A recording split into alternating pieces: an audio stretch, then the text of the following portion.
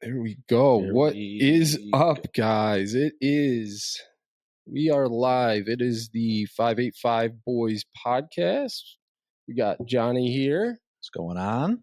And we got Andrew Kennedy here. What's up, everyone? Without this guy, we wouldn't be having a place, permanent settlement to record in. Thanks for having me. We'd be outside in the cold, basically. Yeah. Thank you. Much appreciated. Of course. So today we're going to do, today's episode is Unspoken Battles, Men's Mental Health Matters. We're going to talk about what isn't talked about. Like, for instance, did you know that 80% of all suicides are men, account for men, and it's one of the leading causes for men 45 and under. Men don't want you to know this all the time, but we're not always as strong as we want you to believe. None of us here obviously are, well, maybe not so obvious, but none of us here are psychologists or therapists. We're not researchers or anything like that. We're just bringing real life experience and conversation to all of you, and try to relate on a topic that nobody wants to talk about. We're going to try to bring some awareness to an important issue that there should be more awareness of, and let hopefully some of you learn that you're not the only one going through shit. It's tough for men, but we're all going through shit. We all can relate to that. Yeah. So let's jump right into it. We got some people on. We're going to try to run through a little outline here, and just have some open dialogue, and hopefully, if anybody's watching wants to chime in, add your 2 cents, share a story, whatever. We got a phone line now. You can always text if you want to call. Hop in the chat. We're big time. Yeah, we're blowing up. Oh boy. All right, so let's get right down to some talk.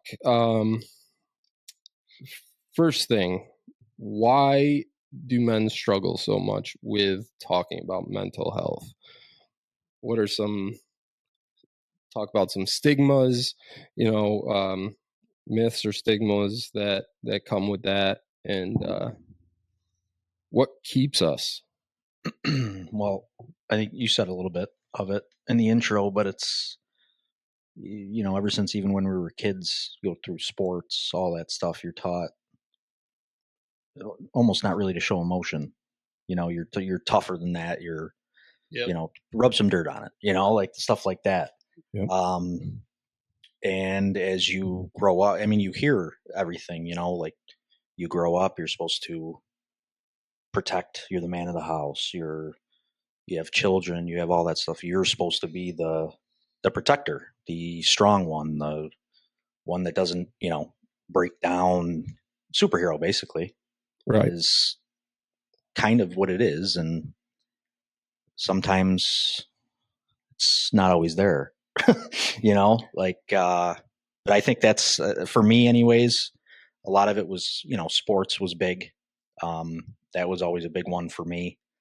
You're not going to cry in front of your teammates or coach. You're not going to, do any of that. And it doesn't matter what sport it is. You're just not going to. You want to be tough. That's the whole point of it. And I think that's a huge part of it. It's a tough one with that, because I think in a way, you do have to kind of be tough to play sports, and you need that. But you'd also like to be able to talk to a coach or a parent or stuff like that when you're going through that stuff. Yep.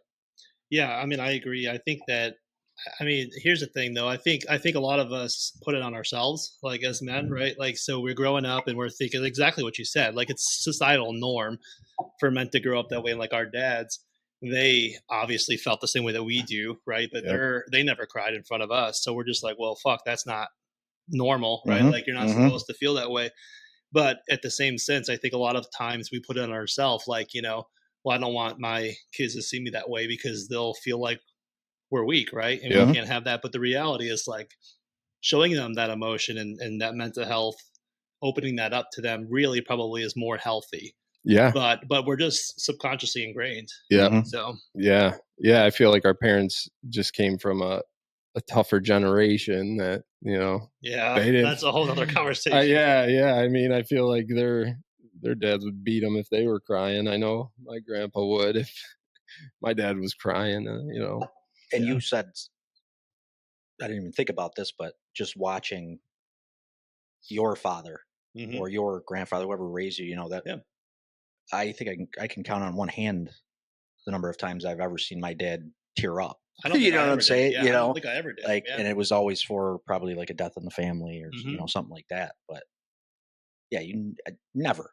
Yeah. So like while that's happening, and again, I'm not a psychologist, anything like that. Right. But like it's your subconscious mind, like picking that shit up, and you're like, well, you just don't even realize that it's happening, but I mean, it is, and it's all like expected, Yeah. But for sure, it's interesting to think about that way. Yeah, absolutely. So, do you have any other than sports? Do you have any other times that you think it's like acceptable to shield your emotions and and cover those up, or at least put them on the back burner, where it's like acceptable? It's not unhealthy. To shield your emotions? I mean, I guess, I don't know, it's tough to say. One example I would say, which I think you're in a bad situation if you have to do this, but in like a bad relationship, the people that'll take advantage of that. Okay. Yeah. In personal cases and like business that. life, Yeah. actually. Yeah. Also, I think Business, to protect your kids, right? Like, so that's a big one. I remember, for a while I was living in Houston, the kids were up here, and I never would let them see it, but man, it was terrible, Right. So, like, that's a situation where, because I knew that as soon as they saw me in that realm, then they would go home and they would remember that. So you have to protect them from that. Yeah, but again, it's like you have to put it on this facade. It's right. There's certain things you should let them show that. Yeah. You can be vulnerable.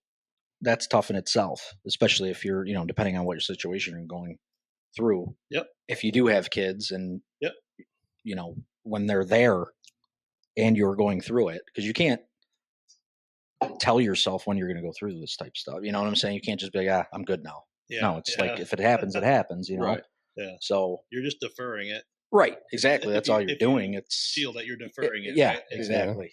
And, I mean, I think just trying, like you said, to protect them, I think it is okay to show emotion in front of them, but at the same time, it really does depend on, you got to watch yourself, especially if it's I don't know, whatever it is, going through a divorce or something like that. Yeah. Can have an effect on, they're going to remember all this, Yep. Yep.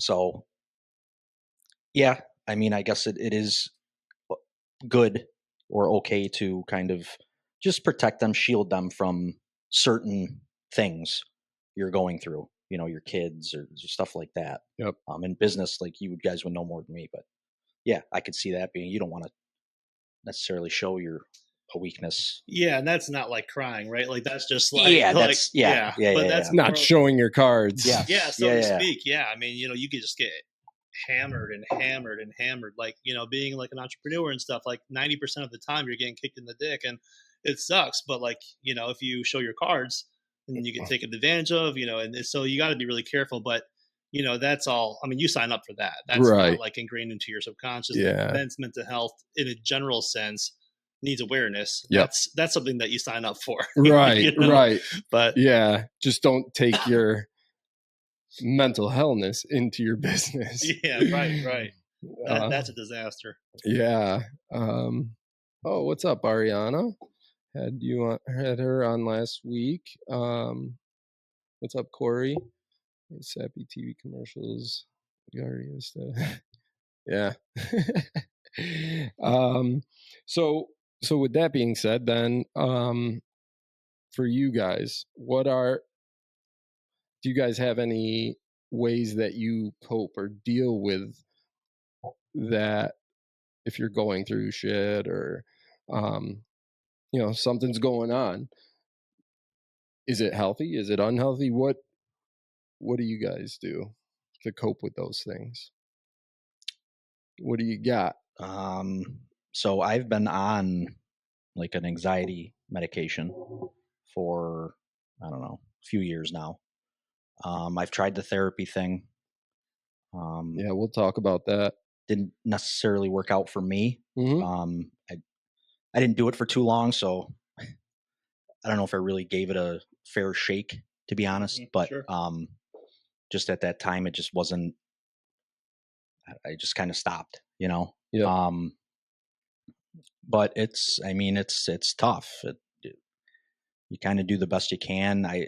I'll tell you, having good, close family and close friends helps a ton. They can sometimes turn into your therapist. They really can. Yeah. I mean, just talk, and they don't even necessarily have to say much. They just kind of sit there and listen. That sometimes can be a huge difference and turn your whole day around. It really can. Yeah. I mean, that's huge, I think, and not everybody has that. So, but that's something that I definitely do now more than I'm an adult.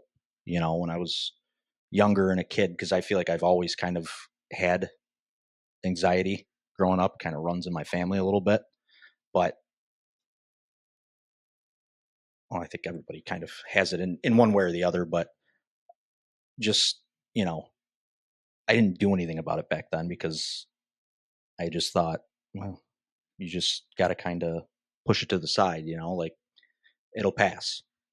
I definitely wasn't going to talk to my friends about it back then, Right. like I didn't want to, and now it's different because everybody's gone through it or something, and as friends or family, we know about it and we've heard it. So it's a little easier to talk to them. And even if it's just getting out with them, just getting away for a little while, going over to somebody's house and hanging out or whatever. But it is tough, especially if you have, little ones right there with you, or if, you're at work and you're not feeling great and, you don't necessarily want to show anything there, but really the huge part of it is talking, whether it's to a professional or, for me, a huge one is, like I said, family and friends. I mean, that's, I think, the biggest thing for me is to be able to talk about it. Because you end up finding out you're not really different. You think at the time, well, am I the only one that's, what's going on? But yeah, you find out, yeah, we've all been there. Yeah, for sure. Well, it's family for sure helps. Talking through helps too. And I think part of talking through it too helps because, you step back or someone else is kind of walking you through whatever you're anxious about. It's like, what I always tell people is like, is this going to matter tomorrow, a week, a month from now, a year from now? Because if the answer is no, then give it up. Like, it's not even worth your time. Yeah. If it's something seriously impactful on you or someone else you love or your life, then, that's what anxiety is built for. But in a lot of cases, and I do this all the time, I start spiraling and I just like, is it going to matter in a week from now? Or are you going to forget it? Typically you're going to forget it. Yeah. But I mean, talking it through, like with my wife and stuff, I mean, that makes a big difference because she's like, more or less like you're spiraling. Yeah. It's like, yeah, you're right. Slow it down, put it into perspective. You need that, Absolutely. I wanted to ask, because you said, when you're going through stuff and like everyone's going through it, I feel like we all know that we're all going through stuff. So what's stopping? Is it just because our specific situation, like, is it just being ashamed of the specific situation? And you're like, okay, well, maybe they're not going through this and I don't want to be embarrassed for it or this or that. Or is it, grand scheme of things, just in general, So I think it does have a little bit to do with that. You're embarrassed. So yeah, that could definitely have a lot to do with that. I think some of it has to do with, even if it is your friends or family, you almost feel after a while, you could feel like you're almost bothering them. Like it's like, a burden on them, where it's like, all right, we've heard this one before. We've heard that. And it's tough because if you're going through it, it can come up again, the same type of thing. And if that's what bothers, but that, I think that is a big thing that can stop you. Because you're like, I've already, you're mad at yourself. Yeah. Because you're like, I've already done this. Why am I still feeling like this? And you hesitate before you say anything. Yeah. I'll tell you right now, though, whenever I've had to go through that and I ended up saying something again, it's always helped again. Yeah. Like I've never had any of my family or close friends say, Jesus, Johnny, give it up. Shut Yeah, up. like I've never had that, which I can't say that might not happen. I mean, I don't know. There's different people out there. There's different, of course. But for me, I'm lucky enough to where I don't really have to worry about it, but you do in that time period, because you're already stressed out enough, so now you're like, like you said, I don't want to burden this person again and again and again. And I can't, Yeah. So along with that, like them maybe being annoyed from it, what about also the worry of the judgment? How people are going to judge you on that, or anybody in general, I think people worry about what other people think a lot, as far as I think their opinion on what you're going through, instead of that's definitely one of the factors for sure. Which is crazy, right? Like if you stop and think about that, like that is, it's wild that you would even give two fucks about what someone else thinks about you. Yeah. Like, it's almost like, I mean, again, it's like the social norm though, right? Like, especially with Facebook and things like that. Like I'm seeing all of you guys, out there doing your life, and it looks so great in these picture perfect moments, but those are the picture perfect moments, right? That's what people, that's 1 minute of your day. Yeah. Yep. And, but you're right though. And it's interesting that you bring that up, but yeah, it's like, stay in your lane, focus on yourself, and try not to worry about what other people think, but it's ingrained in you, right? Mm-hmm. Yes, for sure. And it's definitely something that I think will get people to not talk about it. Yeah, for sure. What's up, Bill? I just feel like the people that I am talking to, for me, that isn't a huge part of it, because like I said, I do have that group that I can talk to, and that isn't one of them for me, I would say. But you did have to like jump that hurdle. You had to talk the first time. Yes. That is true. To be reassured. Yeah, that's true. That's true. Yeah. Again, I think for me though, even with that, it was more of the burden thing. Yeah. I don't want to. Yeah. Everybody's busy, man. Especially now, we're all, older. We all got full-time jobs, everything going on, kids, all that. And it's a lot. I mean, it is a lot. It's, and me, you look at it from a friend coming to you, you're like, yeah, I'd want that. But when you're the one that's in that situation, you're not thinking like that. Right. Right. You're just thinking, well, man, he's already busy. He's already, or, they already have this going on. They already have, what does my problems have to do? I just gotta, so I think for me, that is more of it.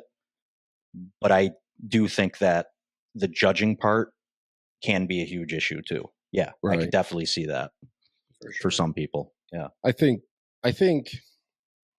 if you have to question, like, if it's, I'm not saying it's unnatural to question. We all do that, but that burden should lie on those people, because it's like, if they don't want to be bothered with what you're going through, then you should start questioning the people in your circle. You know what I mean? Like, it's like, we shouldn't hesitate to cut people out that, you know, even like they'll want you to be there for them or hear their stories, but you know, if you truly do become a burden on them because you needed to talk, then you just don't have the right.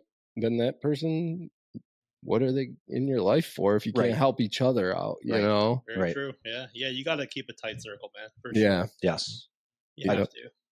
Yeah, just for me, anyways. It's always this, but been a close knit group of people that I would feel comfortable talking to, and I know that they're going to listen, and it's just a safe place basically. They talk about that shit all the time now, a safe place, but that is like the safe place, and that's kind of what you're looking for at the time. You don't want to, you're not necessarily looking for, you might not even be looking for a solution. You might just literally be looking for somebody to listen and just say, I get it, or I know what you mean. Just a pair of ears sometimes. It's going to be all right. Yeah. Just something as simple as that. It can be huge for somebody. It really can. Yeah, agree.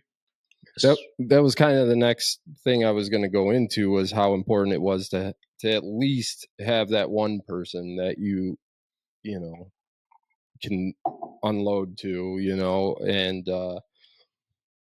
and how you start those conversations with people, because that's the hardest part, is starting the conversation. And if you got the right person that you can always count on, then it's easy from there.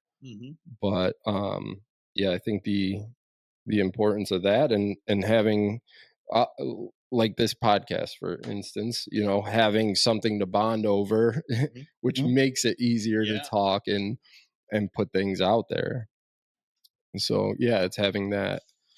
Well, I mean, it's cool too to do stuff like this, because there's a lot of guys thinking this, but they probably don't ever talk about it, right? So they're thinking about it, they see things here and there, but it's important to spread it, because you're not alone. You're going through the same shit. You have a huge bag on your back, and you're carrying it through, and probably not all men. I'm sure it's not all men, because some men don't give a shit. Yeah. But I mean, most are going through it. Yes. Yeah, absolutely. Cool. There's, and we'll get more into it, but there's, like you said, there's so much for men to carry, and everyone knows it, and everyone's got their own versions, but for some reason it's just not important enough. It's not, I don't know. Well, you've heard the quote, I'm sure. A couple people have said it, but there's unconditional love for women, children, and dogs. Yeah. And so that's interesting. And I mean, part of being a man, right, is really, like, if you decide to have a family, like, you're signing up for that. You know? So you are the protector. You are signing up to take care of that family. Like, you are that person. And that's normal, right? Like, that's a normal, like, everyday stress, but it's all the other shit that no one talks about. So like, you lay in bed at night thinking about, the bank account or whatever the situation may be for you, and it's just, not everyone has to worry about that. Right. Yeah. There's so much, with having the family, and it's easy for us as guys to just look out for ourselves, and what do we have to worry about for ourselves? But once you carry your family, you're living for other people now. But I mean, having, back to kind of that other thing, is where do we find those outlets to let that stuff out, the healthy ones? Like, I'll tell you, like, as stupid as it sounds, I'll work 14, 16-hour day, and then I'll go home and I'll play Fortnite for 2 hours just to have I need some brainless stupid act. That's an unhealthy way of dealing with it. That's maybe. I guess it depends. I'm not, other than like, for just being mindless for a little bit and forgetting the stresses, which is great. Any distraction I can get, but I could probably be doing something better for myself, at 10, 11 o'clock at night. Maybe just getting sleep, but but you don't. But like you said, that's your wind down time, though. Yeah, I mean, that's when that's you all can I shut got. your brain off. And, Yep. And everyone's looks different, and everyone has different stressors. Like yours might be work. Yours might be whatever that is. I mean, mine is just everything. Yeah, so, it's like it's just so much. But yeah, dude, like everyone has to find that time, and I don't even know when mine is, but it might be in the car, whatever. Right. But when is your downtime? Do you have any? I honestly like, you just said, the car. I don't know what it is. Yeah. Just listening to either my playlist or like a podcast or whatever. Yeah. And just kind of driving. I do like that. But I also will go home sometimes and pop the PlayStation on. Yeah. And just play for a little while. Yeah. There's no thinking involved. I never got into games, man. I probably should, maybe, but a lot of people use that, like the games and stuff. And, I guess it's kind of thoughtless for me. Yeah. I probably wouldn't, because I have to figure out how to play it, but right. The learning process, because I got into that just because like my nephews would, and I'd play online with them. And then I was like, oh shit, this is pretty cool. Once I got the hang of the shit, and some nights it gets my adrenaline going. I'm like, oh shit, I gotta calm down. That's What about the gym, though? Do you guys go to the gym? I mean, because that I think helps me a little bit. Like in the morning, that kind of sets my anxiety a little lower than it typically would be. Right. Yeah. I haven't hit the gym in so long. I tried a couple times here and there, and then it's like, and I'm just so busy with working. I'm like, fuck. Even that's tough, wake up man. Or go after and do it late, and then it like keeps me from sleeping. But then that's tough at night. Yeah. But it's really, honestly, it's just stupid making an excuse. Really, I mean, why not? So get up a little earlier, go, and I'm using the work as my crutch to like, I don't think I can lift it. Well, just getting there and doing something for a little bit would help. Yeah. But again, it is tough to fit it in because, like you said, you need downtime too. Whether maybe that is your downtime. I mean, that is more of like I don't know. For me, I'm not really down when I'm doing that. So. Yeah, me either. I don't want to go to the gym. Yeah. You know what I'm saying? I want to be one of those guys. But it does. Go. Yeah. It does. I think it does help quite a bit with your mental state, especially in the mornings. Yeah. It's just tough to do, just it does like the rest of your that's day. It. Yeah, exactly. Once you're there, getting up, getting there, feel great. But at the same time, you got to be getting sleep at night though too. You can't, be going to bed at 2:00 and then getting up at 4:00 and then doing that. I don't think it's kind of counterproductive. I don't think it's gonna work. Absolutely. The gym can go either way, because it can be really good for you if you get into the door, right? Yeah. There's been times I drive to the gym, and I know I'm not the only one. There's been times when you go drive to the gym, and you're just like, oh, fuck this. I'm not going. I don't want to go. I don't even want to get on my car. Come on. There's those days, and they don't happen often, but when they do, then you feel worse. So. Yeah. You can at least say, I went to the gym today. You don't have to say anything else. I went to the gym. It definitely happens. Oh, my God. So with where you were talking about the therapy, what's your guys' opinions on that? Therapy, counseling? So I had a small kind of time span experience with it. Mine was over the phone. I think it'd be maybe once a week. I think I did it for maybe 2 months or something like that. That's a long time. I mean, really. Yeah. It was, I don't know. It was more about with the experience I had. I almost felt like I was like thinking more than I should have had to. Like I was like, it was more of like a test than it was of just, I thought it was going to be, I could just go talk. Mm-hmm. And I found myself halfway into it, like really catching myself, like watching what I was saying. And I'm like, what am I, defeats the purpose of me doing this. Right. Like I just want to be able to just talk. And I wasn't doing that. So that's when I was kind of like, all right, I'm just kind of it's not I mean, it wasn't crazy expensive to do over the phone, but it's not cheap, so not just because of the money. I would have kept doing it if it did help more, and I didn't feel like it was almost like almost like a class, like in school. And I didn't want that. I just wanted a space to talk and kind of have somebody listening and just, Right. almost like how I, have with parents, friends, all that stuff. But again, that's just my experience with it. Wasn't very long, but I think it can work. I think it all depends. I mean, every therapist is a different person, though. Right. They're still people. So they don't all, say the same things. They don't all conduct their business the same way. I'm sure it's all different. So I guess if, you find the right person, it probably could do wonders for you. But I kind of found mine in people I know and trust. So I think that's better for me at this point. Sure. I think if you have that option, that's the best route. I mean, honestly, I would tell my wife anything and I would feel better after. Yeah. Therapy. I mean, I tried, actually, I don't think I ever tried it. Now I'm thinking about it. But I was going to, but I'll tell you what I think for me, for sure, is like, just understand like the burden that I'm taking on for you, Yeah. and just appreciate it. Yeah. Right? Like I really just, it's not that hard to explain, but it's hard for people to understand. Like, I think as like a man, right, like all you really want is like that appreciation. Yeah. Would you agree? That's huge. I mean, that's huge. Absolutely. Like, you don't have to do anything for me. I can do everything by myself. I Yep. can make my money. I can cook. I can do all this stuff. I'll take care of you guys to the best of my ability, but just appreciate it. Yeah. Right? So when you find that, it's like, okay, it's a whole different ballgame. It's validation there that you're doing something good and right. Yeah.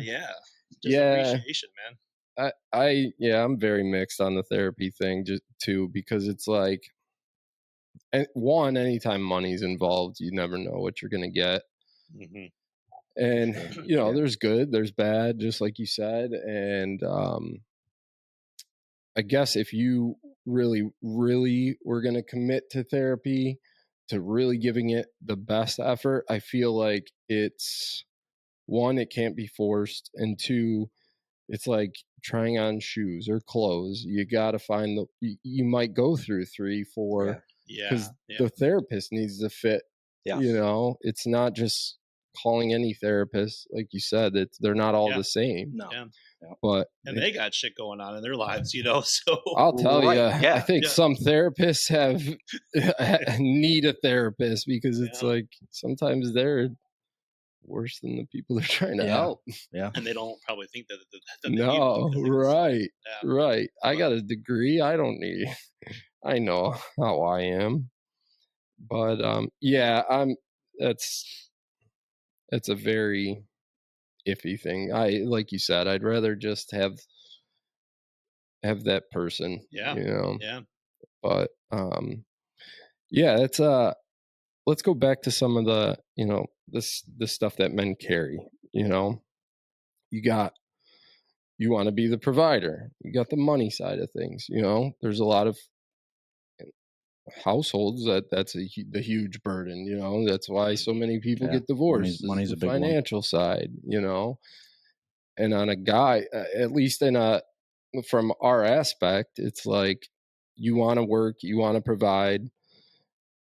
A lot of partners want you to provide, but how do you do that but still be there for the family with the family time? And so it's like we hold that burden of work, provide, but have time for your family. Yeah. Well, and have a little bit of time for yourself too. Right. Because that's important too. Everybody needs a little bit of time to themselves, Yeah. Whether that's, like you said, playing PlayStation for an hour or whatever, Yeah. Yeah. I don't know. It's interesting, but all those things you said, everyone goes through. Yeah. Oh yeah. Yeah. For sure. Yeah. And then that fear of like, when you do want to have your time and your downtime, of not feeling guilty. Yes. Yes. Well, yeah, because that's interesting that you say that, because, like in my situation, like she encourages it, but I'm like, no, like I want to be around, like I want to spend time with you. I want to be with the kids. She's like, no, go do, the podcast. I'm like, are you sure? Yeah. Cause like, I want to make sure that I'm spending a time with y'all. Right. And, she's like, no, go, but you still feel guilty no matter what. And Yeah. that's when that always goes back for me to that subconscious thing, right? Because like if you could choose, you'd be like guilty off, Right. But it's not reality. No. So, yeah, I think money's a big one for probably most of like the country. I mean, probably the world. Like that's significant. I think, in like the US and other countries similar, I think it's becoming again more common for the wife to want to stay home and, do that, which I think is awesome if you can do it. Right. But then you have to compromise on some things, and you have to make it work from whatever angle that looks. So, and I think, there's a lot of things on social media and things that are, and other platforms that make it seem like, well, we should be up here, but really we're just middle class people, but we should be way up here. Why are we not here? Right. It's like, do you have any idea what that takes? Yeah. Yeah. And I don't know if you had like wanted to do like a whole segment on this, but no, let's talk about it. I think social media is absolutely. I mean, I think it has its uses. It can be fun. It can be cool to catch up with people, all that type of stuff. But I think it's a huge reason why there's a lot of it's not real. Like you were saying, it's like you're seeing the best of everyone. And when you're sitting there scrolling, you might not even realize it. You're seeing all this like, oh man, everybody here is living the life. And they have, looks like they got a ton of money and they're having fun and all this stuff. And it's like, it's not reality. Yeah. But people can't, the scenes. Yeah. You don't know that. You don't even know that it's going on in your own head. You're just going by like, what the hell am I doing? Yeah. I got rid of all of my social media. Because I found myself doing that for a while, where it's just like, especially if you're going through a tough time, and then you start scrolling and you're like, what the hell, I don't know. For me, I think it could be much more harmful than it is an enjoyment for me, and that's why I got rid of it. I don't really have any need for it. Right. Yeah, I mean, I use it, but not like a lot of other people use it. Like I will. I mean, to your point, like you're scrolling, and I joke about this all the time, but like you sit down and you start looking on Facebook, you're like, it's been 15 minutes. Like, wait, what? Yep. But like and it's all algorithm based, which is based off of what you pretty much look for and stuff like that. And mine is like all like business entrepreneurs, and I'm just like, well, how the fuck did they get there? And I'm still here, Right. It does. It really gets to you. It really does. But I worry about social media. I mean, for us, but like for our younger generations as well. But they have to be on there because, I mean, that's a whole nother segment. But if they're not if they're not engaged in AI and like advanced technology and social media and stuff, they'll be way behind. Right. Yeah, they really don't have a choice. But that's right.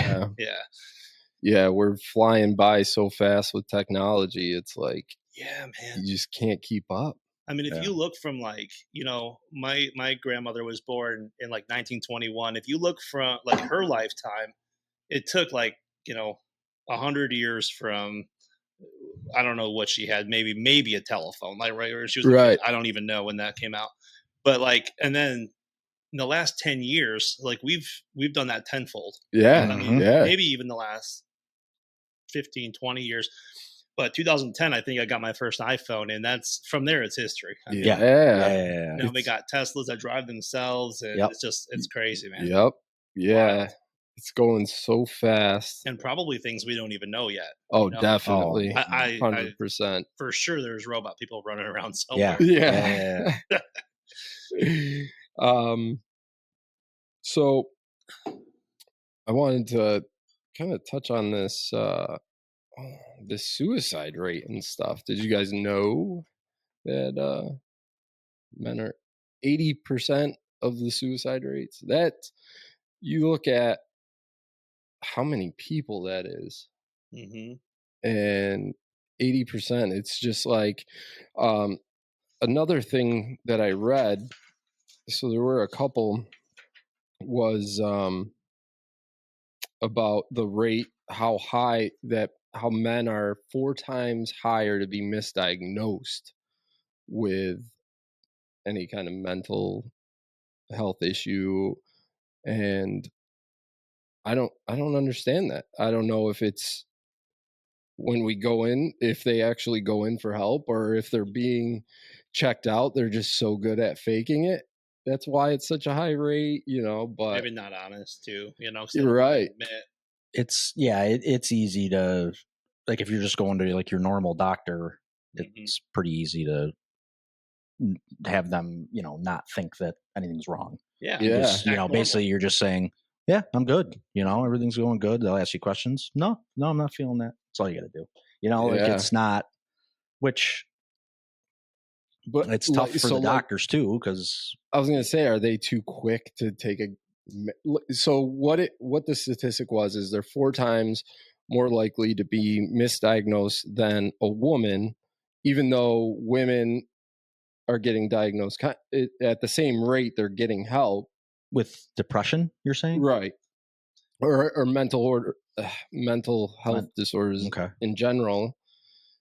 And it's like, so is some of that doctors being too quick to just take a man's word? I mean, I think it comes down to probably we have to be accountable for some of that. Yeah. Because I mean, if we were honest on those little sheets, right? Like, have you ever felt like harming yourself? Whatever they ask you. If people were honest about that, we may be diagnosed a little bit differently. Yeah. Right. But no one wants to be that guy. Right. And it goes back to what we were saying earlier. They're just not comfortable with telling them. Yeah. And if it's a doctor or not, I don't want to. But does that mean that women are more comfortable discussing those things? And I would say probably. Yeah. Because it's more accepted. I would think so. Yes, I would think so. Yeah. I just, which I encourage. Keep doing it. Yeah, absolutely. Absolutely. Yeah. This isn't like a us versus them. Right. No. Right. That's the thing, is like, yes, this isn't about, who struggles between men and women more or worse. It's just, it's not as important. It's not put on the stage as much as it is women, even though it's way more popular. I shouldn't say popular, but more common. Yes. Yeah. For men. Yeah. Yes. Feeling some sense of appreciation. The Social Dilemma on Netflix shows crazy algorithms and whatnot behind the bullshit social media. Yeah. Yeah. It's all, people are making money off all that stuff. Yeah. So another thing was that men are more likely to self-medicate than women, and then to seek professional help, which obviously that's not a healthy way to cope with it. But yeah, they're so quick to mask their emotions and be someone else. I'm sure the first one that comes to that is probably alcohol, right? I mean, that's probably the most go-to. Yeah, I would think. I don't know if that's I true, don't either, but I would think it's the most accessible. Probably the easiest to get. Yeah, you can just go to the store in the corner. Yeah. And grab a bottle off the shelf,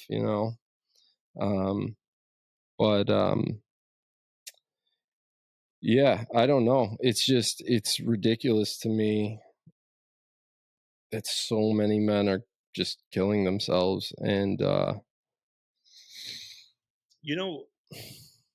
it's interesting. And I was debating on whether to bring this up or not, but we might as well. Yeah. But it's part of this is like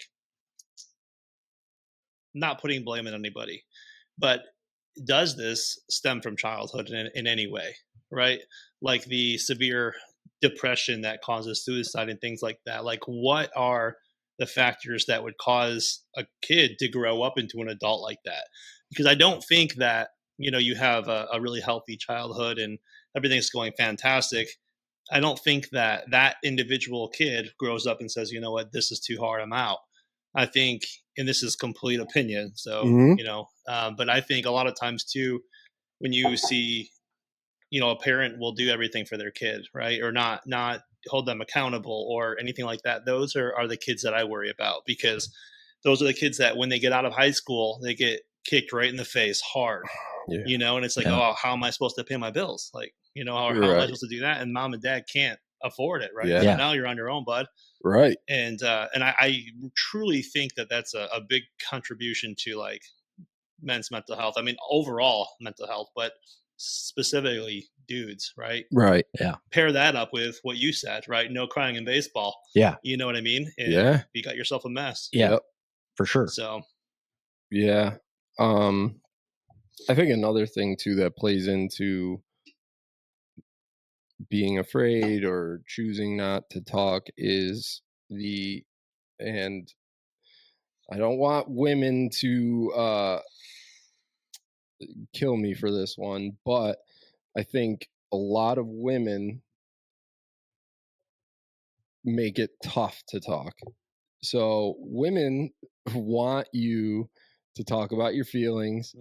You'll get in arguments, you'll get in fights about not talking about your feelings, not being more open, telling what's going on.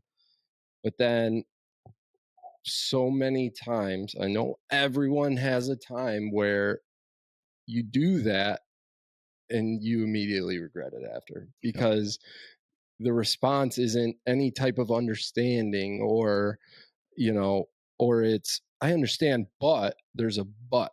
That's the big word, or they're trying to say, well, I do this and compare this or that. Yeah. Rather than hearing what we're saying and they can think of it as an attack. Right. Almost. Yeah. I mean, I think you got to find the right one. Right. It does go back to. I've had that, but I don't now. And then, like, it's a game changer, man. Like, yes. Complete game changer. Yes. But you're absolutely right. Yeah. And it's like, tell me, well, why don't you talk to me? Why don't you? And they're like, fine, I'll talk to you. And then shit hits the fan fast. Yeah. So. Yeah, because it's almost like it's an attack. They feel, and then it's like, well, you wanted me to tell you what was wrong. Mm-hmm. Well, and that's along with it too is a lot nowadays is so much based on women empowerment and this and that, and women hearing women and hearing their feelings. And even though we know all this is going on, and it's like, they want you to know what's wrong and what they're going through and hear them and accept it. But then, when it comes time to be your turn, but like you said, you need, that's part of not being with the right person. Yeah. And same, I mean, I can't be more thankful for the situation I'm in now, but you go through all those bad situations to learn that you need, that's what you need. Yeah. Yeah. This mental health thing walks such a fine line. What do you got, Tristan? Yeah, I mean, it is mental health in general. There's so many different scenarios and situations. But I'd love to hear wide topic range. Yeah, for sure. I'd love to hear what's on your mind there, Tristan. The fact that most men express emotion and struggle as anger and violence is a huge reason for the rate of suicide, I think. I remember when I was old me, I would feel different emotions and process them through anger. And it was way worse. I can't, where? Click it. My mouse must have died. It was way worse of a problem for me than now. That goes back to with us not knowing how to deal with it. The right and wrong outputs. I mean, I'd get pissed and I'd punch a hole in my wall. Yeah. It's like, what did I do? mine doesn't turn to anger. I really like mine just turns into like complete insanity and like an Excel sheet. It's weird, but like everyone has their own like outlet. But that kind of explains, like, you hear these crazy situations about like this normal dude who was like a banker at Chase and whatever, and he all of a sudden kills his whole family. It's like, well, what the hell happened there? Yeah, well, right. he's shoving down 15 fucking years of depression and stress, anxiety, and he popped, man. That's it. I mean, if you don't just come out and explode out in public because of your emotions, then it's either that or it's gonna just deteriorate your body. The stress, no matter what, stress is so huge to your health. And it eats away at your body, physically, emotionally, everything. I think when I was going through some of my most stressful stuff, and I had a Crohn's flare up, like my intestine, I had to go get my intestines cut out. And I think it was a big part of that was the amount of stress that I was holding in, and boom, that's how it came out. Isn't that crazy? Yeah. It's like, you don't want to deal with this, right? Well, there goes your intestines. Yeah, that's crazy. Our bodies aren't built for long-term stress. Like, right. We should have like jolts of anxiety. Like somebody's trying to kill me. Not like years of just exactly. agony. Not every day someone's trying to kill me. All day. Yeah. Yeah. It's interesting. So I guess with that, what are some of the warning signs? Like, how do you, like, maybe not even for yourself, like, what do you see in other people, even that maybe, is there stuff that we might see and not know that we learned after that, where we're like, that's maybe something I should look for in other people? Or you mean like people who are approaching suicide? It could be either that, or even you see someone that's just not themselves. Yeah. And maybe that's where it could be headed. Maybe they could be picking up a habit, like, yeah, man. What are some warning signs that you guys notice that? Well, I think the self-medication is a big one. If they're not a self-medicator, right, and if it's and the amount. Yeah. Like social drinking to like binge drinking. Yeah. I think honestly, I think a lot of them we've talked about a little bit here and there. I think anger, just somebody who's always, whether random it's at work, spurts. whatever, just seems to be angry, like about the littlest stuff, like, I think that can obviously be a warning sign.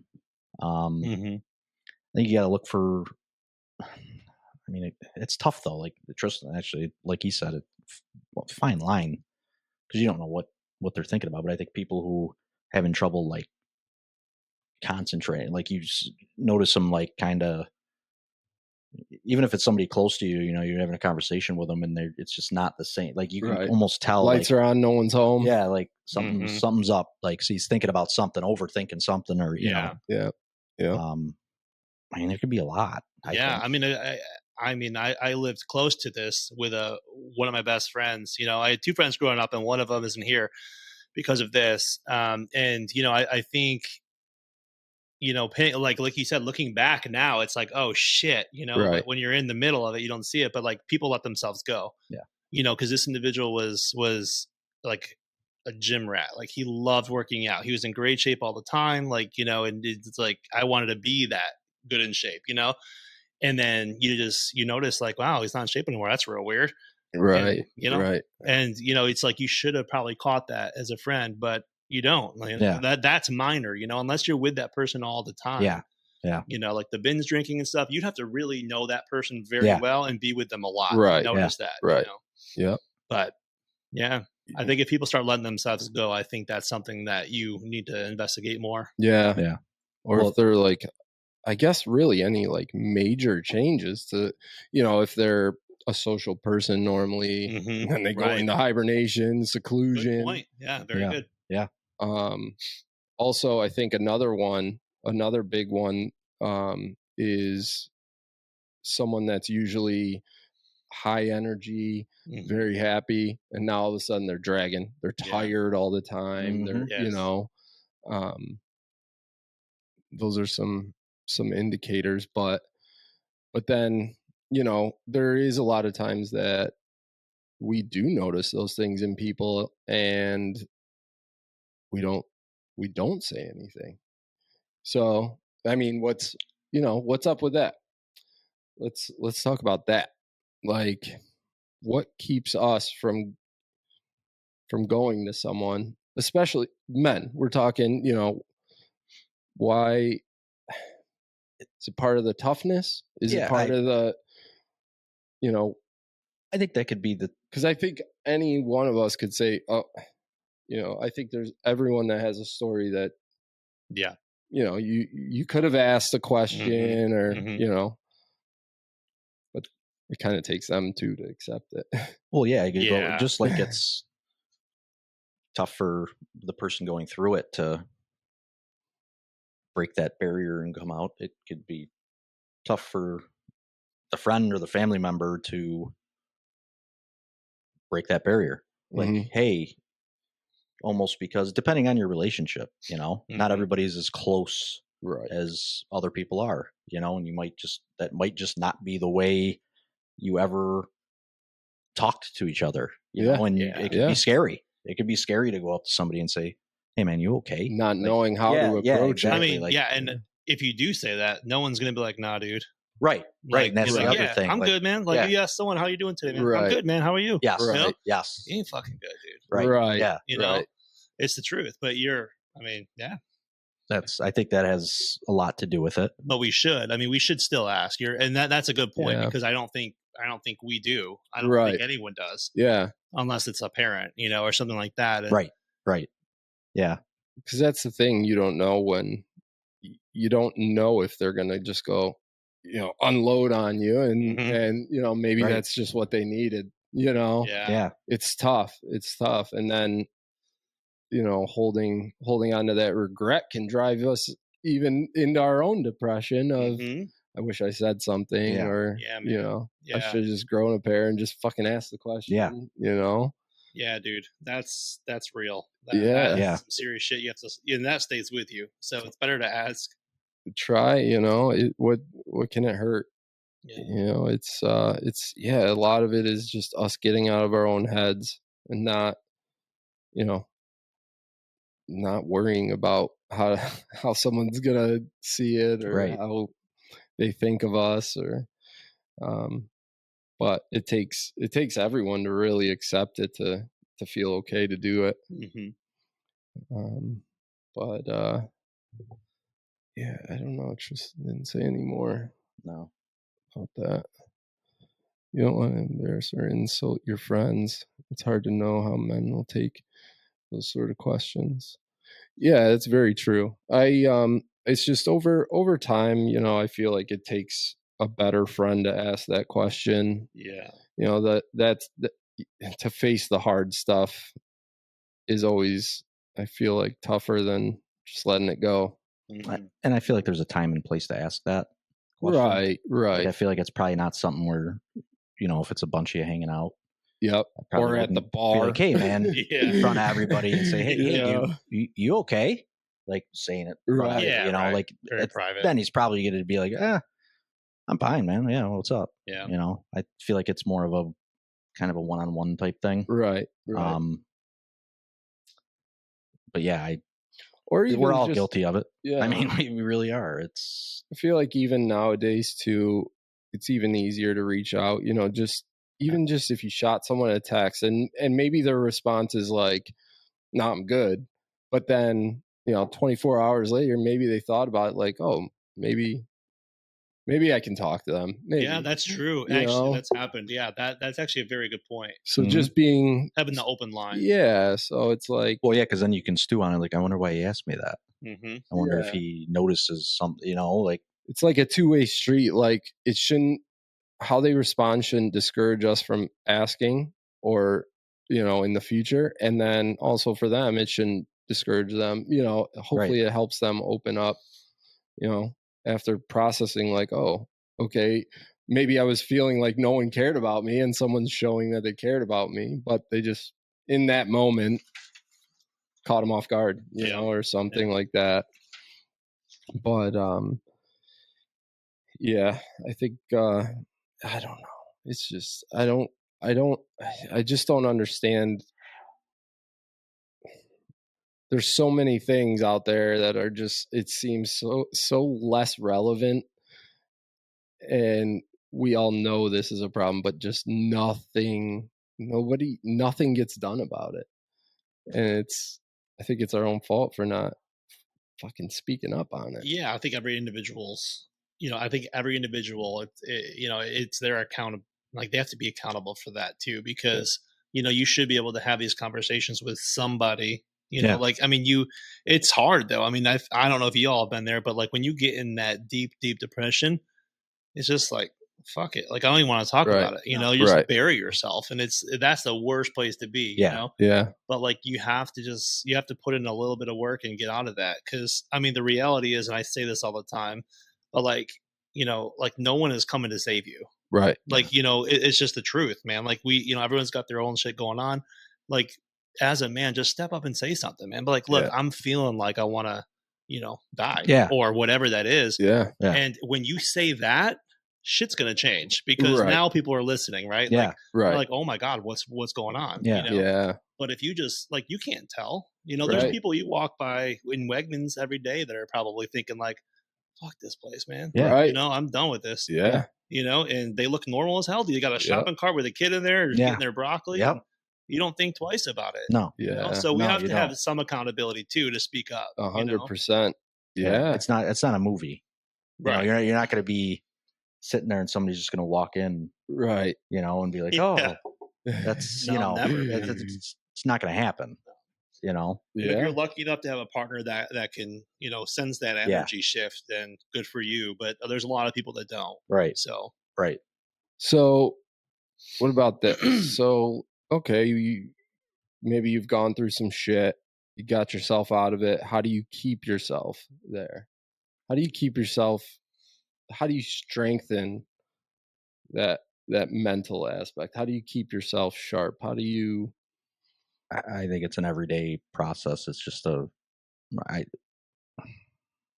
it's a day, day by day. You try to. It's almost like practicing, for like a sport or something like that. But every day, just try to get better. You try to have your time that you might need. Mm-hmm. Just do little things here and there. You can't. This isn't something you're going to be able to like wake up from and be like, oh, I'm good. Yeah. I'm done. No, there's no way, man. I mean, I think you got to set goals. Yeah. Once you're out of that hump, it's a lot easier to move forward. You got to set goals for yourself. Yeah. Because if you don't have goals, like if you don't have desires in life to do better, you're going to feel like shit, right? Yeah. Because now you're just like a Sims character walking through Yeah. life. Yeah. You have to have some kind of goals, because that's what gives life meaning. Yeah. Yep. It's the truth. And it can be little stuff. Mm-hmm. It can be like, I want to buy a house, or, it doesn't have to be like I want to own a hotel or something crazy, Yeah. Like little goals that I think if you can give yourself those aspirations to look forward to, or plan yearly vacations, or, whatever that is, you have to do something that is going to give you self-worth. Mm-hmm. And that, I think that if you can get out of that depression stage and start focusing on that, it will change your life. I truly think that, because I've been through it. Mm-hmm. Yeah. For me, that worked.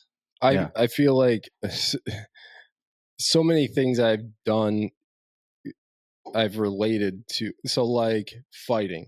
Mm-hmm.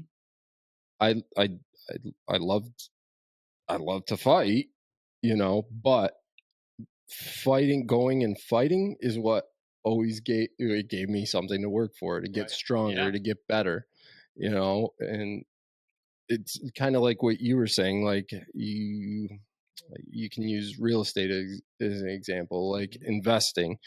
What's your return on investment? If you're doing something with no return on, everything you do, it's like you need to know what your ROI is. Yeah. So that, you know what you're working towards and working for, or else you're just, you're not buying a rental property not to make money on it. You're doing it for that return. Yeah. And I feel like that's what you need to do for your mental health. I mean, and there's so many resources now too. Like, you don't have to go out and seek, therapy and stuff like that. Now with podcasts and apps and, you can, there's so many resources out there that, okay, you don't want to come out and admit it to a live person right now. So maybe start with that. Start with podcast or an app or something, and just something to keep working towards and building from. Well, I think that's a big thing too. Like, it's not all going to happen at once. Nope. It could be a lifelong thing. Just everybody's working at it, man. Yeah. That's what we're all, going for. We all want to be happy. Yeah. That's the point. I think that's part of the problem too, right? Because it takes so long, right? Yeah, I mean, no one wants to wait to feel better. Right. Well, especially now, you want that gratification. Instant, oh man, I mean, we were just talking about that the other day, and I mean, it's just the reality now. I mean, everything should be pretty instantaneous, and you're like, well, fuck, man. Like, I go to the gym, it's like, why don't I have a six pack? Right. It takes 6 months, to get that, and same thing with your mental health. Like, correcting it's not something that's going to happen overnight. No. Well, because even like us now, the younger generation, we're getting so spoiled with the instant gratification. Oh yeah, we're done. You could call and have food delivered to your house. You can call Uber and get where you need to go. It's we have that all the time. It's right. We can have what we want when we want it. But with this, when it comes to life or death, it's it takes work. It's not instant. You can't cut corners. No. Yeah, you're not cheating your way out of that one. Yeah. And if you really think about that, your life is on the line with it. Yeah. And you got to build up that callus. You beat it down, but you build it back stronger, and that's what your callus is, beating, and eventually it's so strong you can't hurt it. Yeah. And that's not even like you said, it's not even necessarily just suicide. You might be alive, your whole life, whatever, but if you're depressed the whole time, quality of life, like that's not. Nobody wants that. Nobody wants that, and it's not, life isn't about surviving to the next day. For me anyways, like, I don't want it to be that. Yeah. I want to look forward to the next day, and man, I can't, have that excitement almost, and I know every day's not going to be exciting. I'm not, everybody knows that. Everybody's got to get up, go to work, all that shit. But you still, nobody wants to be depressed from here out. Yeah, you just said something really interesting though, because you said, get up, go to work, do the same shit every day or something along those lines. And like, that's a good point though, because like, there are some people that do that and they're like, are fine. Like my mom, she's worked for Brockport School District for like her entire life, and she's the happiest lady in the world. Like, she's just like, okay, cool. Like, I'm going to stay here till I retire. Yeah. I am wired very differently. So I tried the corporate job. Like, that doesn't work. Right. Like, so I think part of it, and if you are the person who goes to work every day, comes home and you're miserable, like, you got to find your way out, man. Yeah. And, for sometimes it means like work 4 hours after work, and get yourself out of there. But like long term, not cutting corners, it's worth it.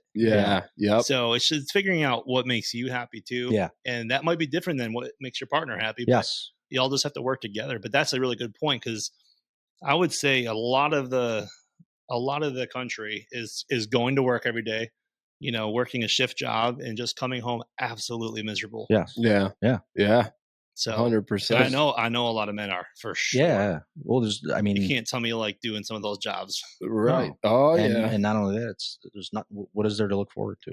Right. There's no growth, right? What's You get trapped in that cycle. And then once you're in it, you just, the only thing is that you have to go to work every day. Yeah. You have to provide a life and a family or whatever your reason is.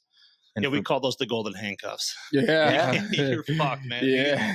Yeah. If you can break that barrier, it's like it's a whole different world, man. It really is. And I think a lot of people are stuck in that route. Like they just can't get out. Mm-hmm. Do you ever think men spend more time sometimes when they're going through shit, maybe just feeling bad for themselves instead of seeking that help? Like, I know there'll be times, it's not like I do it on purpose, but there'll be times where I'm just beat down, tired. I don't feel great. And instead of like talking about that or like doing something healthy, I'm just like, fuck it. I'm just gonna just do nothing and feel sorry for myself. Oh yeah, that's very and normal. if no one else does, then shame on them. You know, yeah. I mean, that's normal as long as it's like not a long term. Right. That's totally. That's I think because if it's like longer than days, kind of. Yeah. You just want to kind of just get away and be yourself. Yeah. You know, like just. It's always good. You can always let that out. Be sad if you want to be sad, but. Yeah, if you don't dig yourself out, or if you don't tell yourself, goal I'm is not do to this stay that way. And be done. And then get those positive thoughts, then you're going down a hole. Yeah, and that's where those other, that supporting cast can help you if you take the leap. Yeah, if you go and talk to them, because not everybody has somebody that's going to walk in wherever you're sitting and say, hey, let's talk. Yeah, I think most people don't. Right. I think the people that do is probably a very small percentage of men. I just don't think it's very common. I think, and I don't blame anybody for that. Like, I think that we almost do it to ourselves, you know, and I said that a couple times already, but like, it's kind of true because we don't ask for help. Right. We're just like you wake up and you're like, well, today's going to fucking blow. Yep. And you're just like, let's go, baby. You're just like, all right, how am I going to get through it? Yeah. Tomorrow will be better. Exactly. Yeah. Let's just get through it. Yep.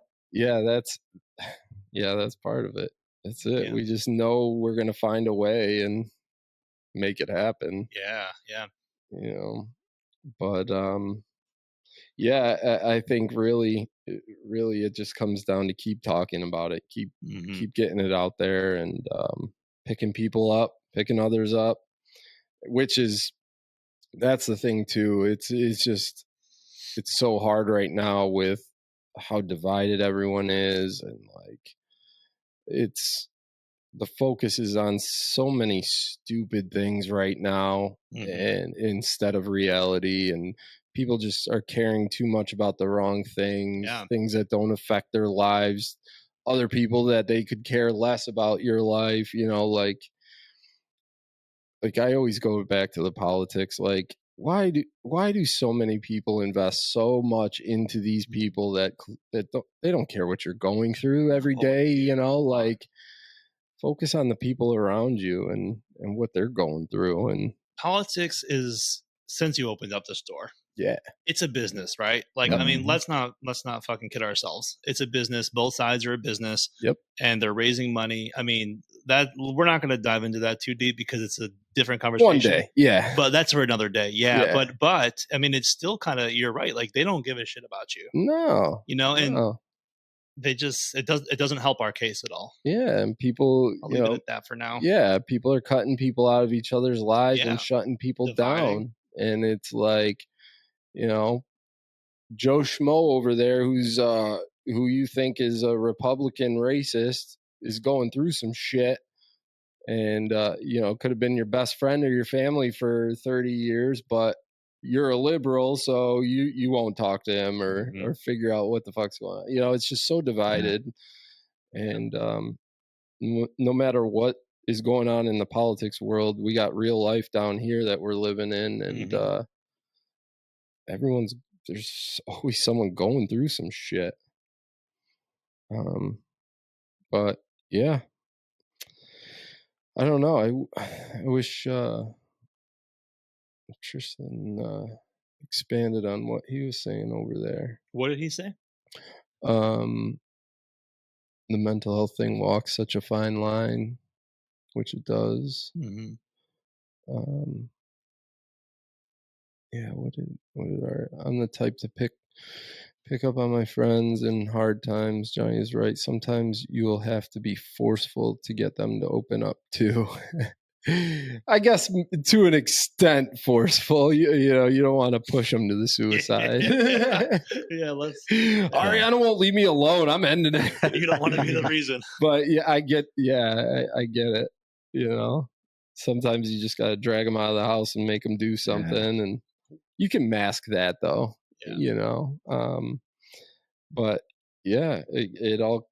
I think a lot. It comes back to us owning our feeling, accepting that something's going on, and you know. When would you say that? And you may have had this on your list there, but when would you say that someone has a man has a mental health issue? Like, how do you? Is it reoccurring? Is it how long? Right? Is it like, do you have 3 out of your 7 days per week as a complete shit miserable day? Like, what the when is it like a serious issue?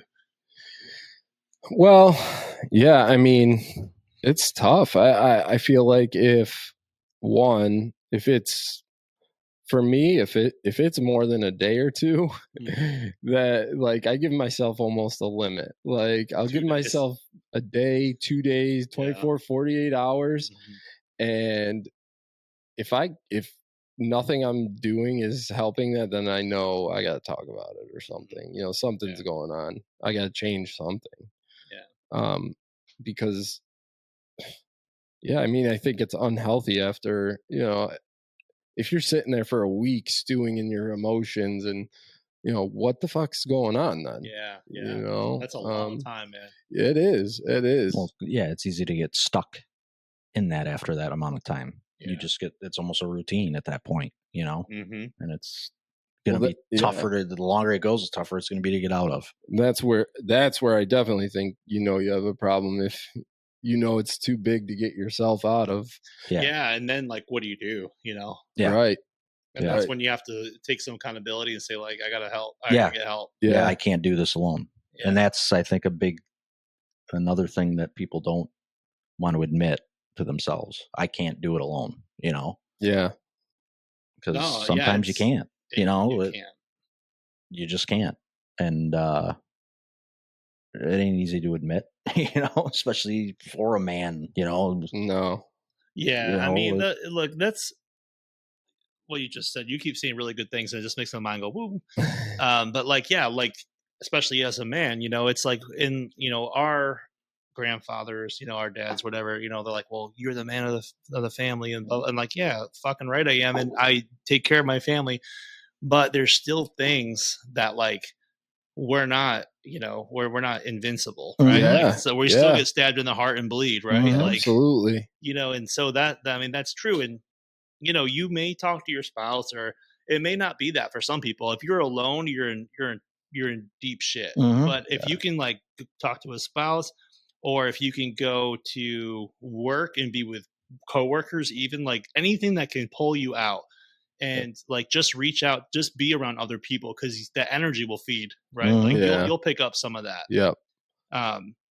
Dude, when I moved back from Houston, I mean, I literally lost pretty much everything. I had to start all over. And I was that 7-day guy, right? Like I was like, man, I'm so fucked, you know? Right. But it was just being around people, like you said, and, you know, just keep working at it, self-development over and over again. And, you know, I eventually crawled out of it. And now I'm thriving. So you just gotta stick with it. And what you're probably very used to hearing is consistency, right? Like fighting. I mean, it's you got to go through a lot of persevering moments and a lot of consistency and circuit training and things like that. And you know, and it's all the same. It's like the process is easy. It's used for so many different things.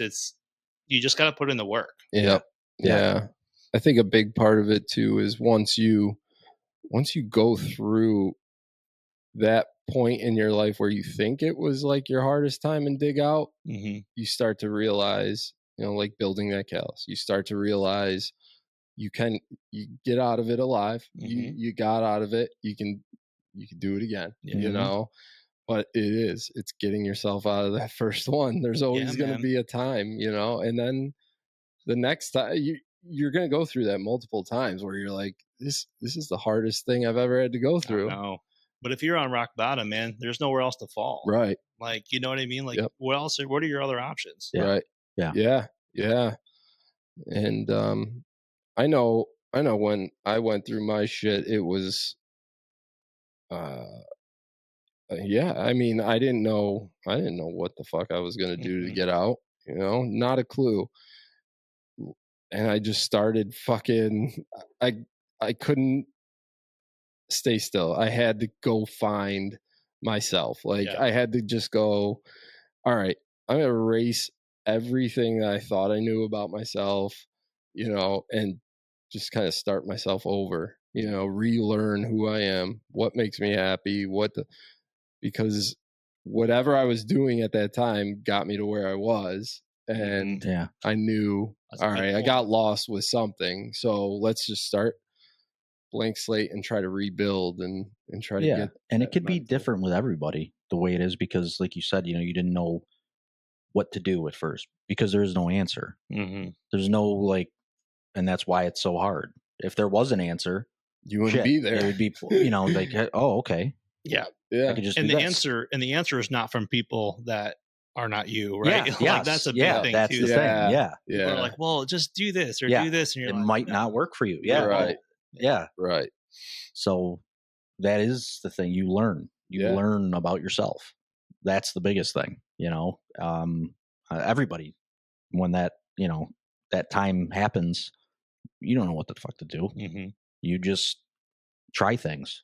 Yeah. And eventually things start to work and stick. And if everything goes right, you can get out of it.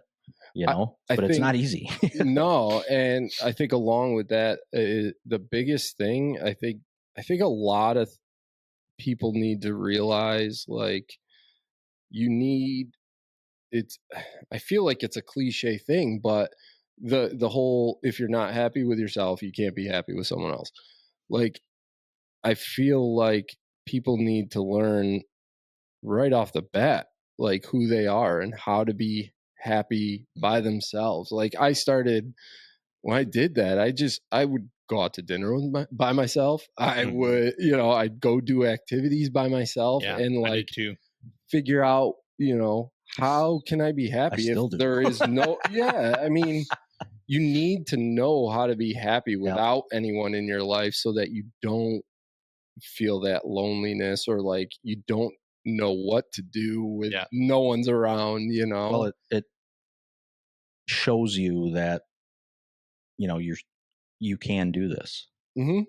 Yeah. You can, because before, no matter what situation you were in, whether, you were with somebody and you're always used to them being, now you show yourself, well, I can go out there and have a good time by myself. I don't necessarily need. The people around you should be ancillary. Like, they should be there to bring you joy. And Yeah.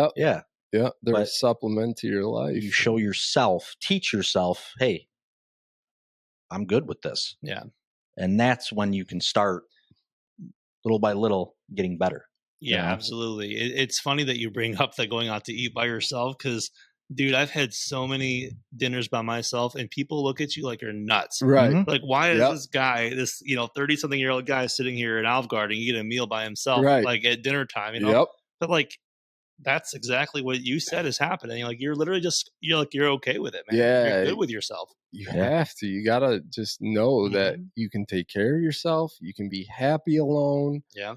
And then that emotion, of how do I do it without someone else, or nobody wants to be around. No, you have, no matter what, the one person you can always count on is yourself. And sometimes you need to lean on that. You need to learn to be there for yourself, and then you can focus on other people.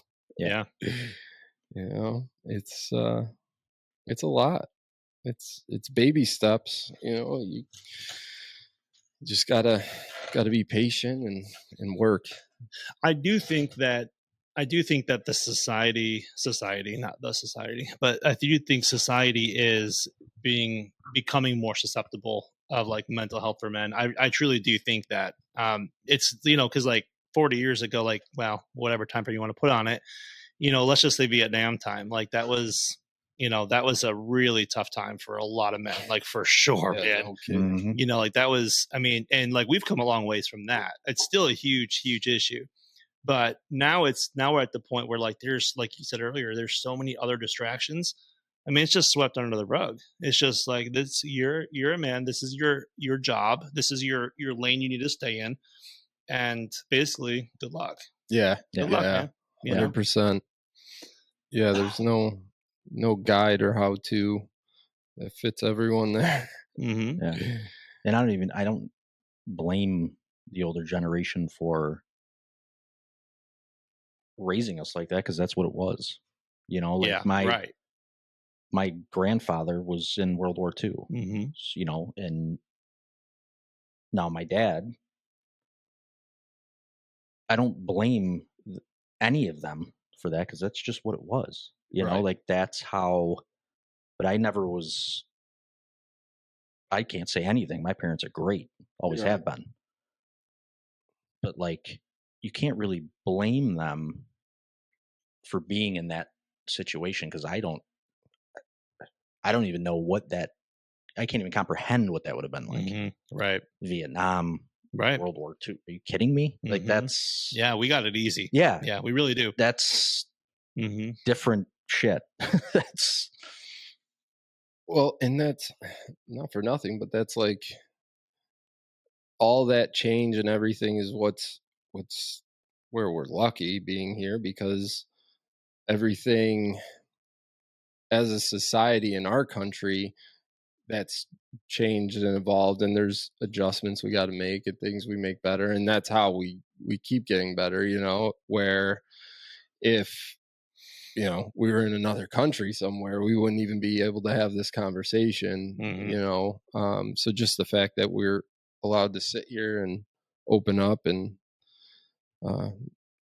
not care about the whatever comes back from it, the flack from it, Yeah. But we were able to change from what the older generations did, and get better. We need to.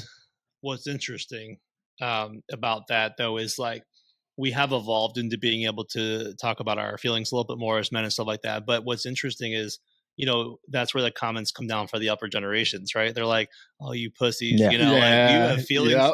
I'm like, so do you, motherfucker. We just don't talk about it. Yeah, for sure. It's interesting because, that's very real too, and that's probably why we don't want to talk about it. Yeah. Such a double-edged sword there, Oh, man. And by the same token, I'm not telling anybody how to be a parent, but especially if you have sons, I talk, I try to talk to them, I tell them I love them. Oh yeah. As much as I can,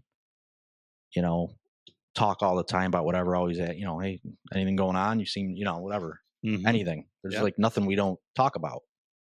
Same. And, he's a teenager, so you're going to get the same old shit most of the time.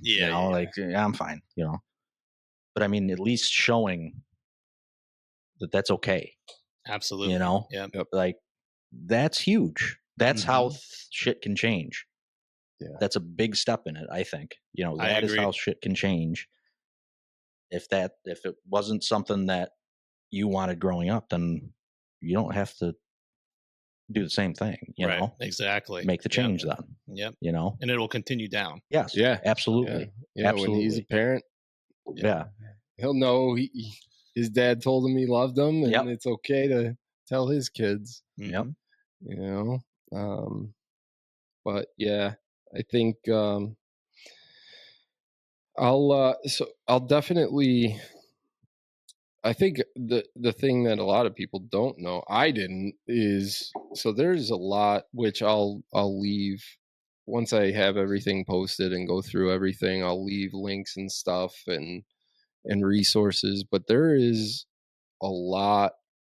I only have a few, but there's a lot specifically for men, for mental health, and one of the sites was pretty cool. It's kind of a different therapeutic take for men. It's basically a support group for men, but they go at it more from like guys being guys therapy, just guys like open dialogue. Yeah, rather than sitting with a therapist or something like that. I think for us, I think a lot of the push we'll get is go to therapy. You should try therapy and this and that, as opposed to like let's just take what works for us. Yeah, like where are the stats that even works? I mean, we're just saying shit to say shit. Like, does it really work? Because they went to college, they're a doctor and have a degree. So what? We just take our word. Honestly, it reminds me about. I'm not saying nobody should go to college, but it reminds me of the same thing when when we were in high school. We were pushed. You have to go to college. Yeah, you don't have a choice. Right. You have to. And then when you get to college, you have to get a bachelor's. Yeah. There's no. You don't just get it. Okay. This is the same type of thing. It's you need to go to therapy. You need to go to that. That's the first thing out of everybody's mouth. Yeah, they try this one thing fits all. Yeah, it's plan. Like okay, maybe, but maybe not. Right. Maybe not. So everybody's different, man. It's just with anything else in this world. Everybody has things that they're gonna succeed in. Everybody has things that they're gonna thrive in, that they're gonna work for them. Yeah. And there's gonna be things that might have worked for even your brother or sister that don't work for you, or your best friend that won't work for you. But there's something out there. Yeah. So. Yep. But yeah, I mean, I don't know. There's all we can do is talk and keep putting out different options and let people see different avenues. And, it's like just throwing it all at the wall and whatever sticks for some people, there's something for everyone.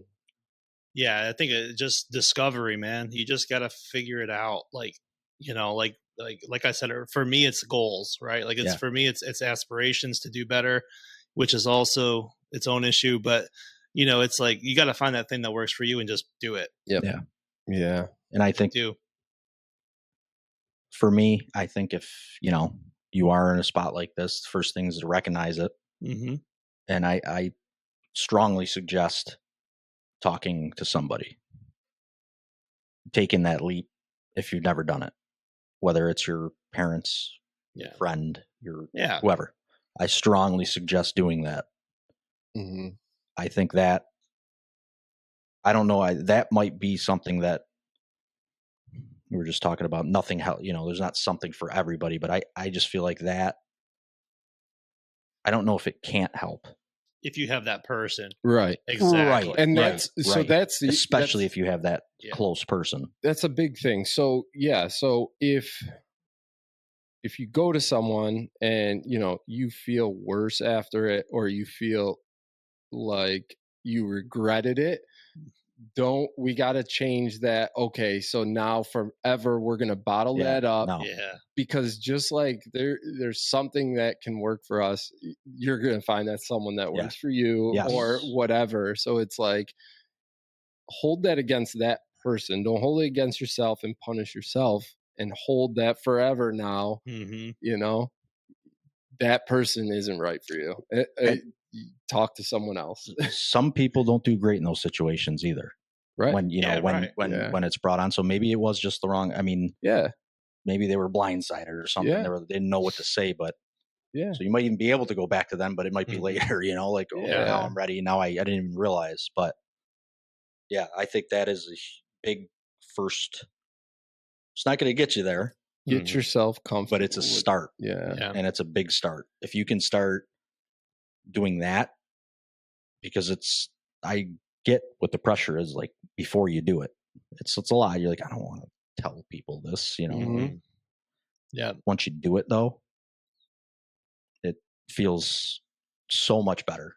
Again, it's not going to be it, but It's a start. Big start. Yeah. Acknowledging it, like you said too, is one. Acknowledge it, recognize it, and recognize every single person.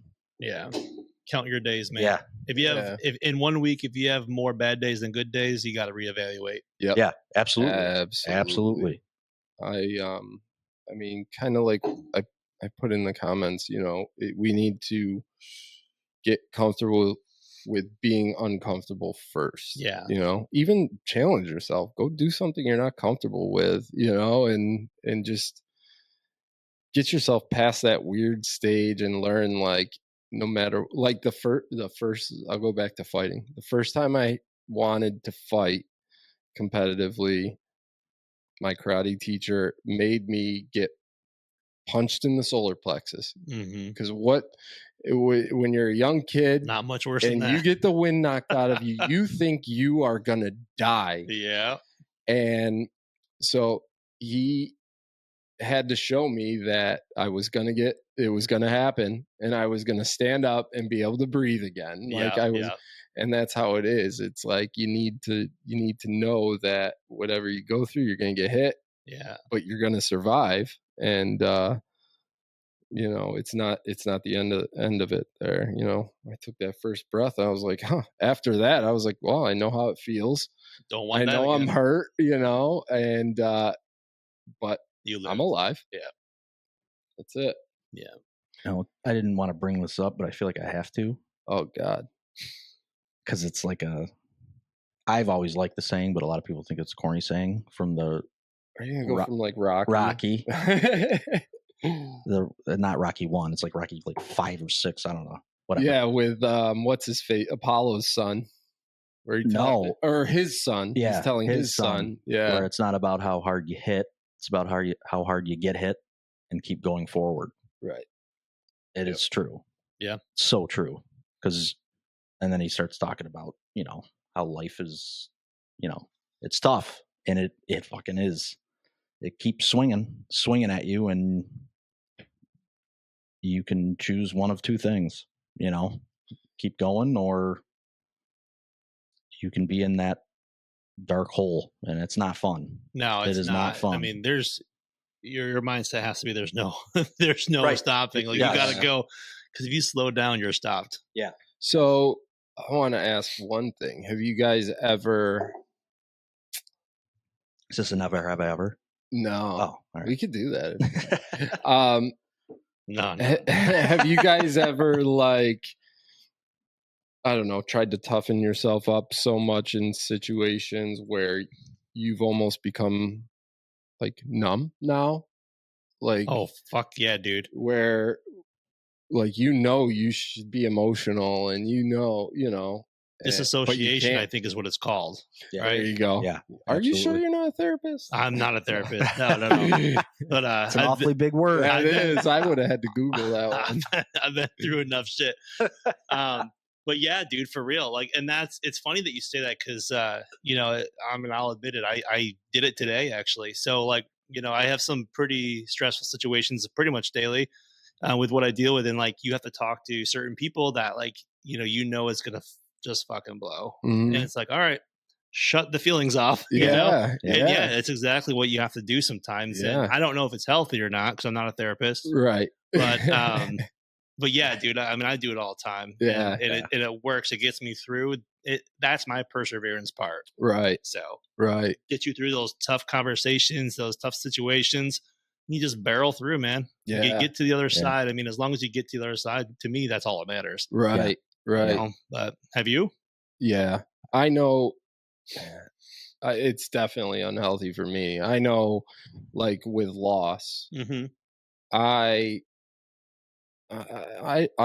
feel like it's probably not that uncommon, but I know, like, sometimes I feel bad because other people are really hurt or sad or crying, and I feel like with some of the loss that I've been through I hid my feelings and stuff like that for so long. Yeah. And I tried so hard to hide them that now I'm like, I feel bad that I don't feel more, you know, like the loss hurts, but I don't feel the emotion that I thought I would feel, you know, even in closed doors.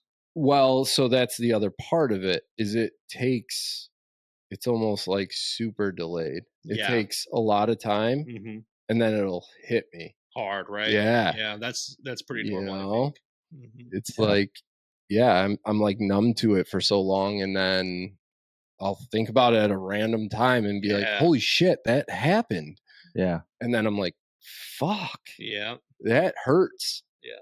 You know, so it's like, yeah, I'm a notorious shutdown guy. Yeah. I could shut down with the best of them. Yeah. Yeah. Super healthy. Yeah. Super healthy. I mean, I bounce back after a little while, but no, I mean, and again, it depends on what it is. It's not so much, I guess it's not so much loss, like a death or something like that. Depending, mine would be more like, I don't know, more almost out of anger type maybe, or hurt maybe, like personal, like you just kind of feel, I don't know, like someone makes you feel small. Yeah, like that. And that. That's kind of more of where I would kind of shut down. Usually when I'm in those modes, I'm just out of it. Yeah. But like you guys were saying earlier, I try not to let it last more than a day. Usually by that next day, I'm, wake up and like, all right, snap the fuck out of it and let's do something, And I usually do. I usually feel way better. But yeah, I definitely am guilty of that. I could shut down whenever something like that happens. I definitely shut down, and can't be fun for the other person. That I know, because they're not going to get anything out of me. I've dealt with the shutdown people. Yeah. It's not fun, because it's like we're trying to help, and it's like you can't get anywhere because there's just nothing there. Right. It's like, why are you investing yourself in your emotions? And it's a weird feeling because it's like it's just numb. It's numb. Yeah, you're right. Like that's exactly what the feeling is. There's no other way to describe it. You're numb. You just at that point you're just like. I feel like you want to feel something. Yes. And that's there. You can't. Yep. But it's just, I don't know. It's something to work on. Yeah, that's one. The numbness thing is like something that I don't know I don't know if you can. I don't know how you fix that or change that or make it better, because it's just like, you don't know what you're feeling. You're numb. So it's like, how do you fix something you don't know? Yeah. It's almost like it's like a defense mechanism. Yeah, well, I think subconsciously it is. Yeah. I think, well, I'm just shutting down. I use it. I use it in a very conscious manner, but you guys are talking about something a little different. Right. Yeah, I think that's, Because I think there's times it's beneficial and you can, know, and I do. Yeah. And that's great. It's great to have. I think that's a good skill to be able to have. It might not be healthy though, because it always comes back. Right. Yeah. Like he said. Yeah, I guess it's how you use it. We might need a therapist in here to. We might. Yeah, that might be a good idea.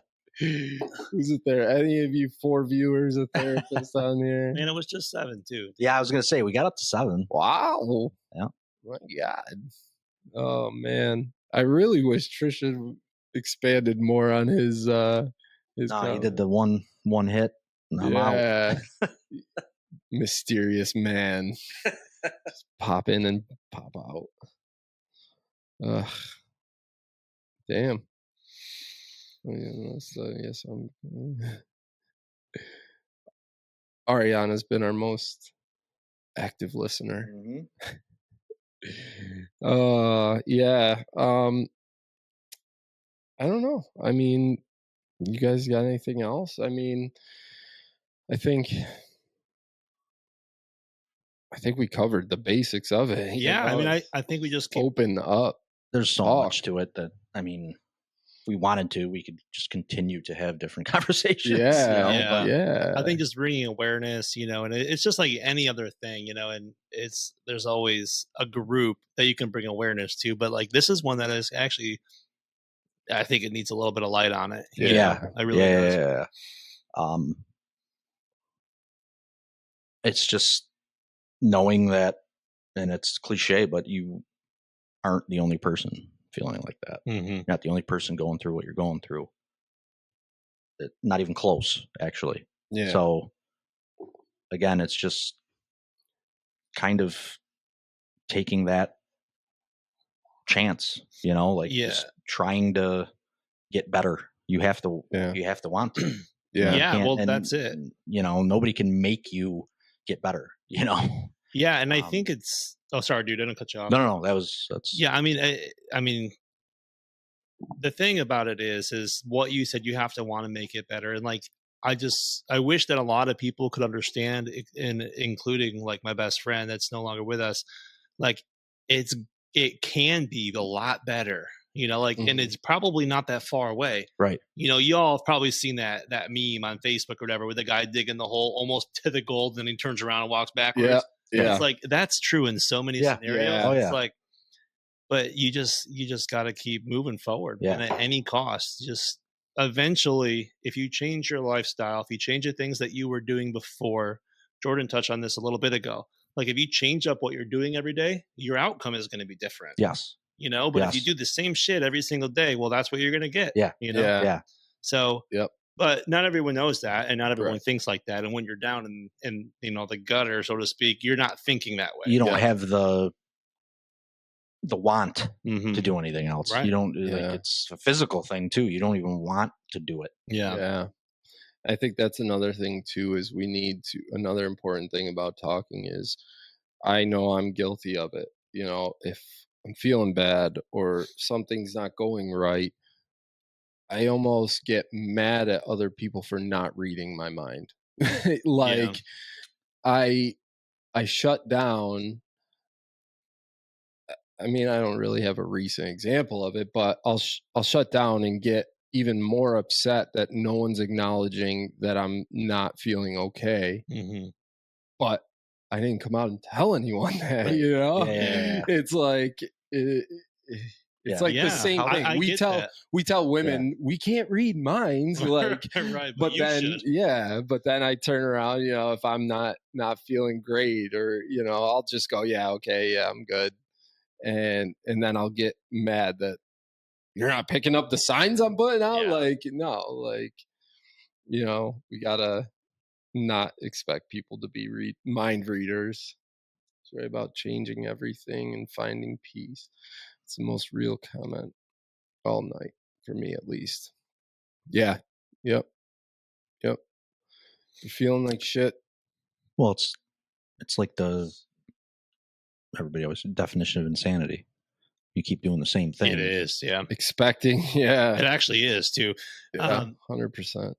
Yeah, and I mean, just to kind of touch on that point again about like being stuck, or not being stuck, but being in the same routine every day and stuff like that. A lot of times too, though, and I know this is true for a lot of people, but like as a man, you have a family, right? Like you have this family that you're taking care of. You're unhappy as shit. Part of that's your partner. But you don't want to leave the kids, right? So you don't want to leave the kids. You don't want to mess up that family. You don't, and you may still have a good relationship with your spouse. You don't want to leave her either. Yeah. Right. But you know that like what you're doing right now is not what it should be. Like this is not your life that you want to live. So now you're stuck in this bubble, and I guarantee you that's a lot of problems. That's so many people. I mean, think about all these families out there, and men by nature are probably less emotionally attached, right? So like, and maybe men leave more. I don't know the stats on that, but like, I know that in a lot of situations, that is the problem, is they're stuck in this, I'll call it a jail cell. It's a little dramatic. It gets the point across. They're stuck in this cell they can't get out of, right? And so they're just miserable now. And I mean, that is going to destroy your mental health. Yes. But like, you going through the pain of leaving those people, you go because like it's temporary, right? But now you're choosing a long-term lifetime mental health issue when take that couple months of just absolute shit and get out. Absolutely. Go do what you want to do, Yeah. and still take care of your responsibilities. Don't be, for sure. Yeah. That's the thing. It's about the greater outcome of it. Yeah. It is. And you worry about the kids when you have a family. That's the biggest thing. And and that's what, with both of what you're saying, that's what goes along with that too, is like, it fucks your mental health up. And then what the kids aren't seeing a real relationship. They're not, you're like, well, they pick up on stuff. They're not, they're seeing, you're not happy. Your partner's not happy. The home can't be a fully happy functioning home. You're irritable, probably. Snapping at kids.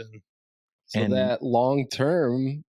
Well, the big fear is, you feel like you're leaving them, and you feel like, especially for the kids, like, what are they going to think? Like, is that if you just continue to love them and show them, you might not see them as much. Well, be present. Yeah. When you're with them. Yes. Yep. And just, they know, like, they pick up on it. They know. Maybe they are mad at first. Who knows? It won't last forever. Everything will be fine. It's going to be better than if you stay. Yeah, right. Because eventually, everybody grows up and everybody gets it. Even the kids. Right. Yep. Yeah. Especially after they date a couple times. That's exactly it. So, but you gotta, you still got stuff. You still got your responsibilities. Yeah. Obviously. Yeah. Well. But if you just show that some days don't get it. Yeah. We're not, that's not like just go. Yeah. It's not a free pass. But yeah, if you just show that you love them and you're still there for them and present when you're with them, it'll end up being actually better for you if you are in a situation like that. I agree. Yep. 100%. Might take some time, but better for them, and it's a hell of a lot better for your mental health. Yeah. Oh yeah. 100%. Yeah, you're going to be able to be better for your kids. Yep. It's it's the grand scheme of things. You can't just look right there in the moment and force yourself to be miserable and stuck. And it's there's countless people out there that's what they do. They stay in something that they're not happy. They think it's the right answer for the kids and this and that, but big picture, it's not. Oh, that's probably a huge one. That's got to be it. I mean, probably millions of people. Yeah. And what's really messed up is it's probably both people. Yeah. Like it's probably the wife and the husband. Most likely, right? I would think. Yeah. But it's you get comfortable being uncomfortable, right? Yeah, that's it. Yeah, you get into that routine. Yeah, you get in that routine. You say, hey, this is, especially if your parents did it, because most did. If your parents stayed together and if they got along or if they didn't, like that, everybody picks up on stuff, and you might just think, hey, this is what I have to do. Yeah. This is, I made my bed. Now I'm here, Yeah, you gotta stay. Yeah. You don't. Yeah. Go. My parents got divorced and look at me. I'm a god now. So it'll work out for your kids. Would you say you're what? I'm a god now. Yeah, so you guys look at that. Look, your kid's going to turn out like me. Yeah. So maybe I'll stay. Now I lose followers. That's a bad example. Don't even listen to that one. Definitely don't. We're going to have to edit that one out. Yeah. Well, yeah, I mean, I think we talked about everything that everyone's going through. And, I mean, if anyone wants to come on, you got shit going on, we'll be your therapists. Yeah, we proved that. Yeah.